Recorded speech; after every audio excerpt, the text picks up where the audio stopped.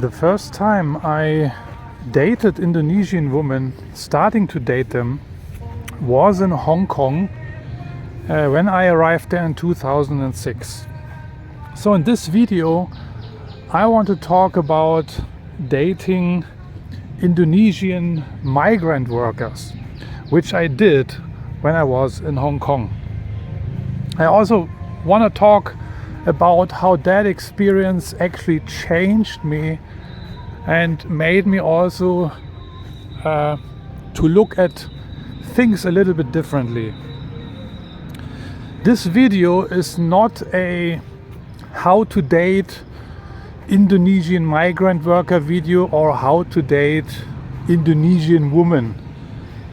Yeah, this is in this video I just want to share my experience with dating Indonesian migrant workers, because all the Indonesian women in Hong Kong are basically domestic helpers or migrant workers. This video here also, the content also actually applies to all migrant workers wherever they may be working. Maybe they're working in the Middle East, in Dubai, Qatar, Bahrain, or in Taiwan, in Japan, or in Korea. So in 2006, as you may know from watching my previous videos, I came to Hong Kong and took up a job there as a chef. And by the way, I'm here in a beautiful flower garden in Chiang Rai, and the noise behind me, this irritating noise, comes from a police officer who is directing the traffic here, because there is a school also. But I'm gonna move in the opposite direction, so this sound should disappear shortly. And when I came to Hong Kong, the whole thing changed to me. The whole dating experience, the whole dating scenario changed completely. I mentioned this in other videos, and I actually started to date Filipinas first, Filipina girls. But then a year later only I met the Indonesian ones. And before I go into this, I want to give you a little bit of a context about the Indonesian migrant worker situation as it was back in time when I was there between 2006 and 2008. But I think the situation has not much changed today. Yeah, so you need to know and understand that these girls, I'm talking about the Indonesian women, that also applies to the Filipinas and the Thai girls and whoever works in Hong Kong as a domestic helper.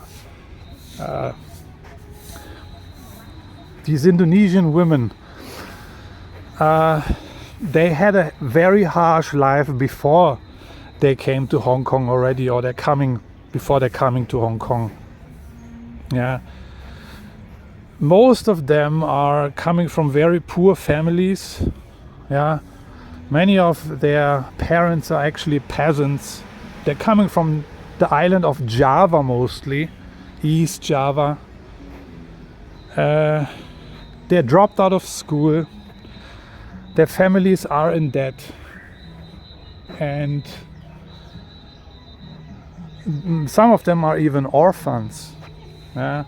Or they are divorced, single moms. They have to take care of their siblings because the parents cannot work anymore. They are basically the main breadwinner in the family. So they're coming.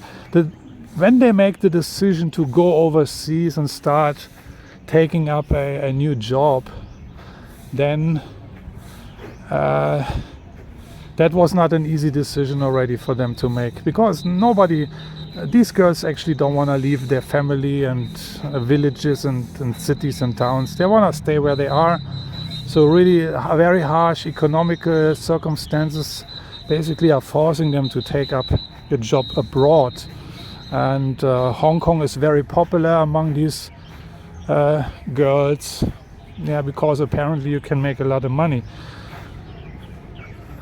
The sad thing is, though, that for many of the girls, the nightmare only continues once they arrive in Hong Kong. In Hong Kong, for example, the largest domestic helper community consists of Filipinas, followed by Indonesians. I cannot give you the exact number, but I think there are hundreds of thousands of Filipina women working in Hong Kong, and so do the Indonesian women. And the money they earn in Hong Kong, for example, amounts for billions of US dollars. Yeah, I don't know, billions. Did I say billions? It's probably millions. But all this money is being sent back to Indonesia. Yeah, for many Indonesian families, this money is the main income source.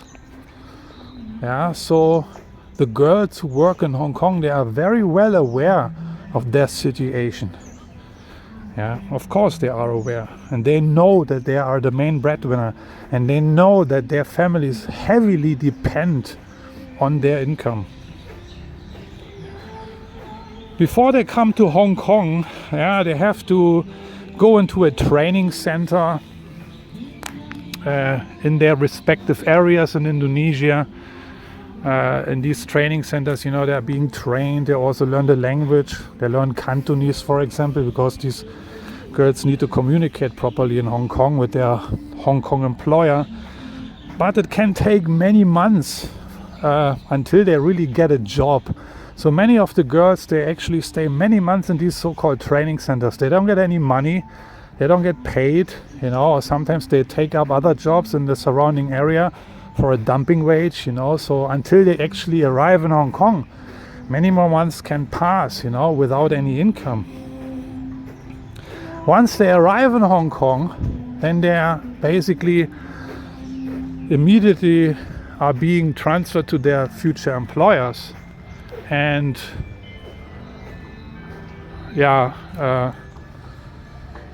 the first shock they will receive is that the first 5, 6 or even 7 months of their monthly salary they will not see, because they have to transfer that money to the employment agency, because this is the deal they make in order to get a job in Hong Kong, and an employment agency is involved, with finding the job, and then apparently they cover for flight tickets and insurance and all that stuff. Long story short, let's say 6 months,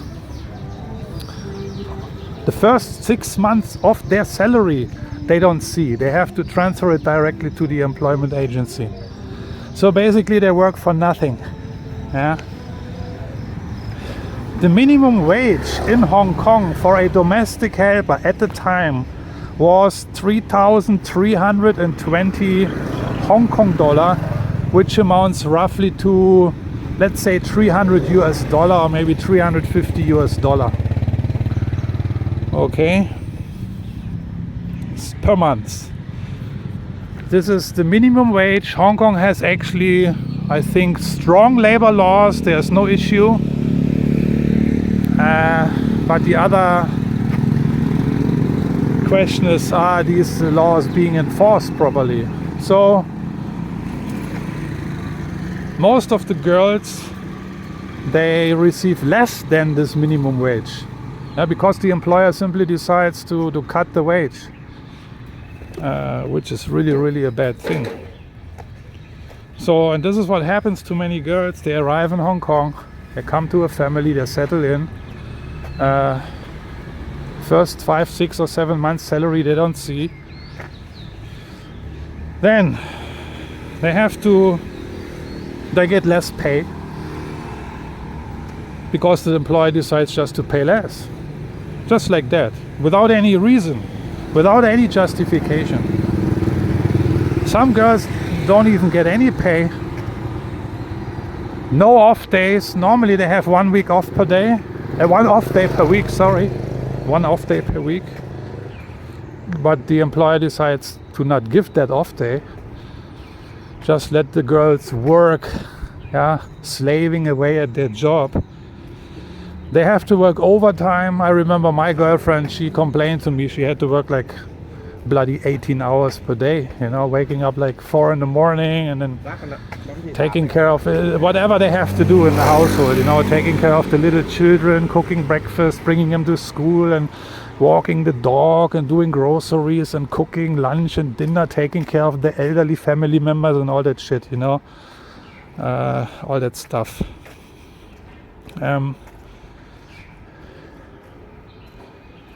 Yeah. And then sometimes they have to also do other jobs outside, like, I don't know, even collecting garbage or helping out at some family members' shops, food shops, on the weekends. So, normally on Sundays is their off day, and then when the employer decides to I don't know, go to her sister's food shop to work there and help out, then they have to do it. Yeah.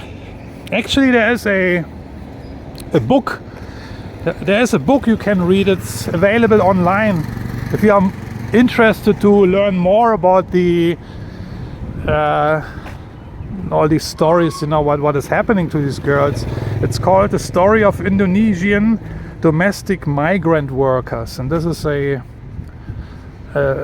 PDF file, I believe. It's available online. You can look it up. It was actually written during the time when I was in Hong Kong. There's in this book there are like, I believe, at least a dozen of different stories, from different girls and what they experienced in Hong Kong. One girl shared, for example, that she only received 1 meal per day, and instead of 3, when she had to do grocery shopping for her employer, sometimes the money was not enough. That means her employer is supposed to give her money for the shopping, right? But the money was not enough, so she had to use her own money to cover for the remaining expenses. Okay. A big problem in Hong Kong, and I can confirm this firsthand, is the racist attitude of the Hong Kong people. And I'm sorry to say, but it is just like it is. This is how it is there. Many of these Hong Kong people are really racists.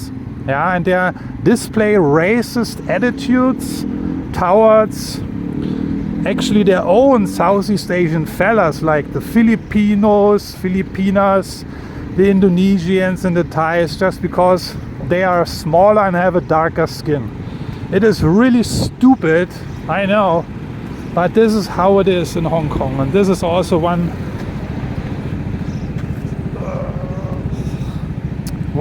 reason why there is so much dismay.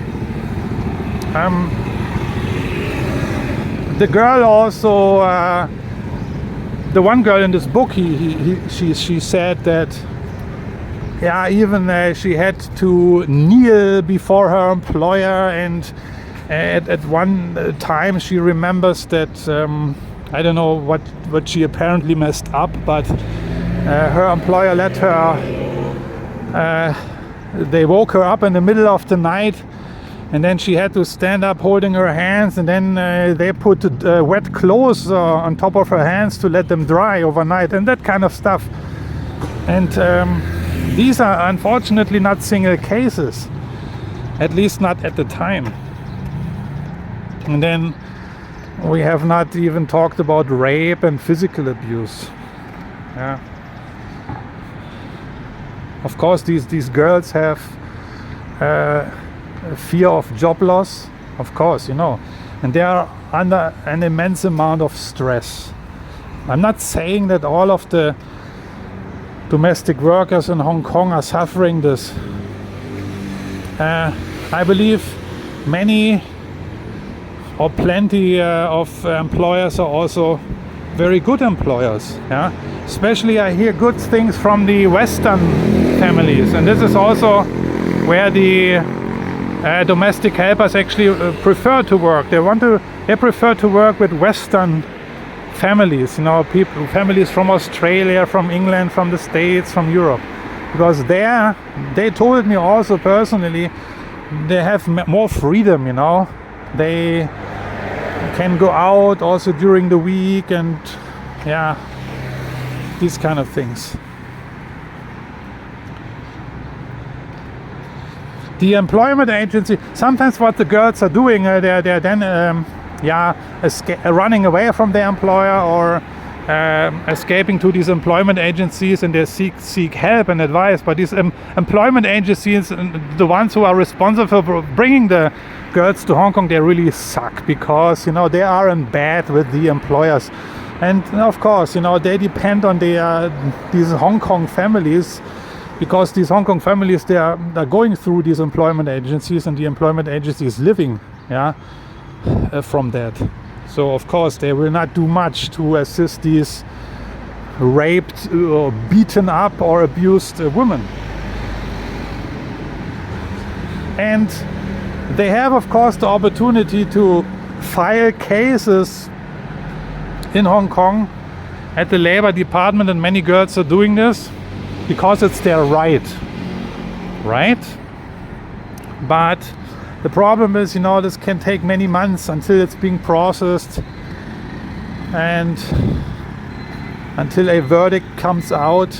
But so many girls are leaving even before any verdict, you know, and they leave everything behind. And the sad thing is, when they leave after like 1 or 2 years or just a few months in Hong Kong, they're leaving without money.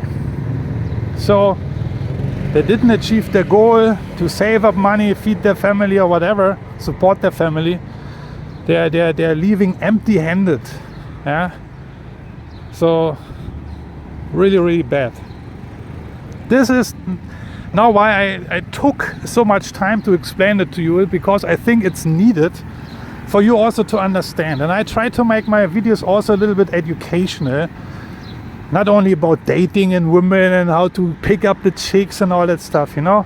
This is what I mean when I said earlier that it also changed my perspective a little bit on life, you know, because before I didn't know it. And when I met these girls at the time, when I dated them, of course I didn't know about all this, you know. But then later on, they shared their stories, you know, when you are among these girls and if you are accepted into their community, you learn a lot of things. So that's their background. This is the context. Now, again, these girls are under a great amount of stress, you know, many of them. And they're also far away from their family, from their children, you know, and this and that. And then they have a very bad employer. So, of course, on their off day, they want to enjoy, right? And they really want to relieve steam and pressure and stress, and they just want to have a good time. Many of the girls, they're going for the dance clubs and discos and bars. Some get drunk. Some girls, they get involved in drugs and stuff like that. But that's a minority. But you can say that many of the girls just want to enjoy their free time, and this is happening on Sundays. This is also where I met my girlfriend, and I didn't meet her online. And later on, you know, you also meet girls through their networks, you know. And this is, of course, where the fun factor comes in, because as an expat, you know, you are coming from a very different background. You have a high paying job, you have accommodation paid by the employer, at least that was the case with me. You know, I had a great life in Hong Kong, big money. I had a great apartment on Hong Kong Island. The employer paid everything for me. I had a lot of disposable income, and then on the weekends also, you know, I go out, I want to have fun. You have all these girls there, ladies there, really desperate for also hooking up with men, because this is another point, you know, they not just want to relieve stress and enjoy themselves and blah blah blah. They also, of course, are looking for a date, and they're looking for Western men to hook up with, because at the end of the day, most of the girls are dreaming really of their Prince Charming, who is saving them from their miserable life. This is what I have experienced. And so for you as an expat there, it's so easy to pick up girls, to hook up with them, to have a lot of fun. So the fun factor is guaranteed. But of course, you can also take a lot of advantage of these girls once you figured out how they are really doing. I mean, in the beginning, you know, for me it was great fun, and that was the time when then I changed from Filipinas to Indonesians, because the Indonesians, they were way more fun to deal with. 100%, this is my experience. When I compare the Filipinas in Hong Kong to the Indonesians, sorry to say, but the Filipinos were so boring in many aspects. I don't want to go into much detail here, but the Indonesians were way more fun. 100%. It was such a great joy to hang out with them on the beach, in the park. They're bringing all their friends, you know. It was way more life, more energy, more fun, you know. Even some of the girls really suffered. They were still able to enjoy. And my girlfriend, I had several girlfriends during my period in Hong Kong from Indonesia, and one of my girlfriends, her name was Ruby. She actually showed me her place where she worked and where she lived. And you don't want to know where she actually lived. You could not call this a room. It was maybe just like a place, I don't know, 4 square meters, no window, just a little room in the yard of her employer.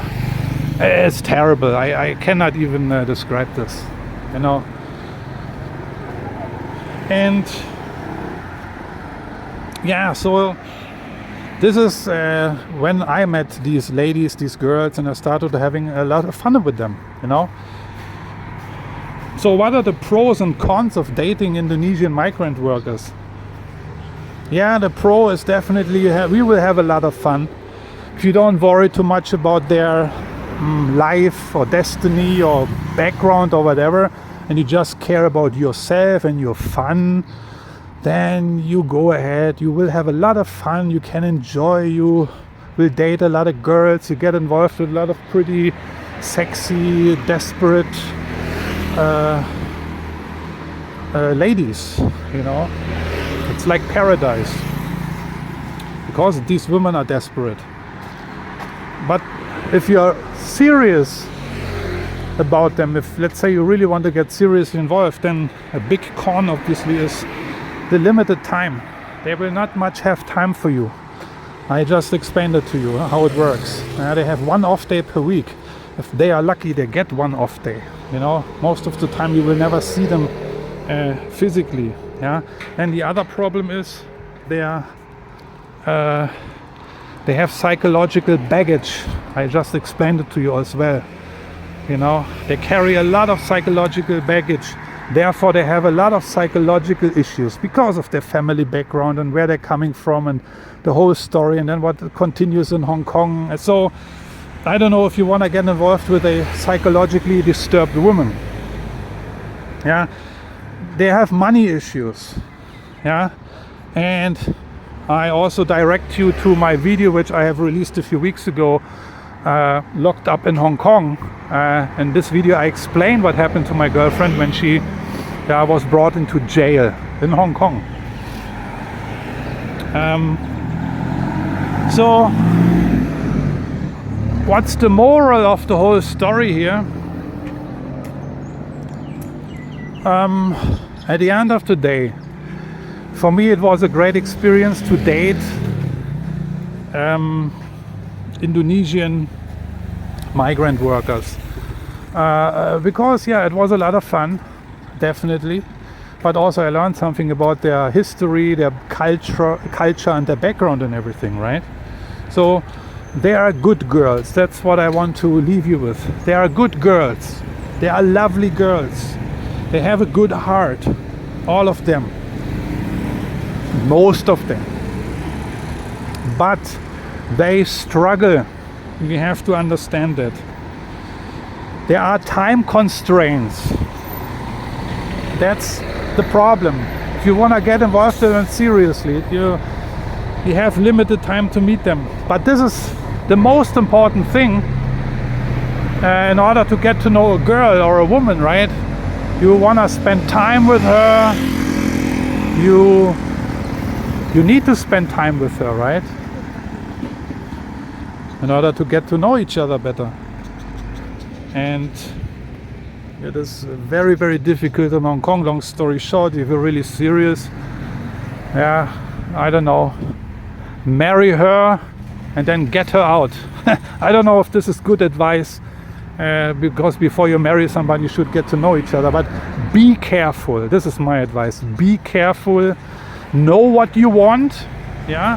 Know what you want, and also communicate this to this girl, please.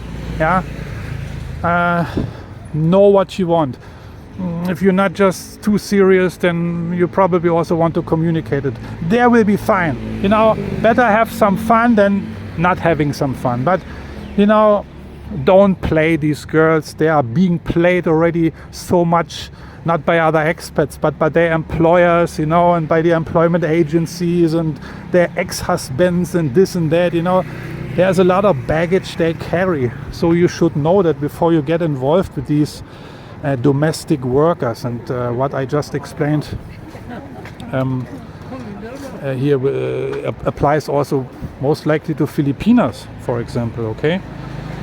So and one of my friend, actually, she is an Indonesian. She used to be an Indonesian domestic helper. She made it. She married a British guy, and she now lives in the UK. So this is also a happy ending story. I can